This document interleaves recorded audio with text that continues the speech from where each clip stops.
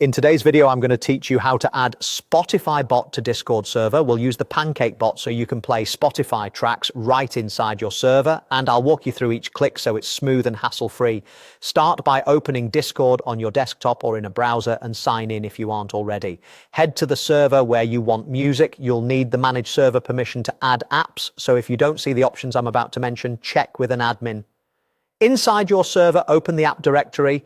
You'll find it in the server menu, usually at the top left under the server name.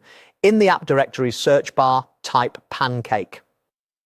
When the Pancake bot shows up, select it to open its page, then choose Add App. Discord will ask which server to add it to. Pick your server from the list. Click Continue to confirm the permissions the bot needs. It requires the ability to read messages, join voice channels, and speak so it can play music for everyone. Click Authorize to grant those permissions. If you see any highlighted prompts, such as a captcha or confirmation, complete them. When everything's approved, use the option to go back to your server so you can start using the bot right away.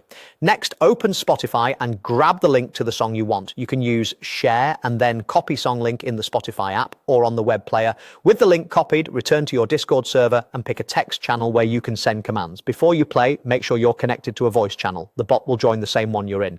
In the text channel, type the play command for Pancake, then paste the Spotify link and press enter. It should look like P!play followed by a space, then your link. The bot will fetch the track and start playing it in your voice channel. If nothing happens, confirm the bot is online, that you typed the command correctly, and that it has permission to connect and speak in the voice channel. A few quick tips. Keep your volume at a comfortable level for everyone, and consider making a dedicated music text channel to keep things tidy. If your server uses roles or has strict channel permissions, an admin may need to grant the bot access. That's all you need. Enjoy your music and have fun with your community.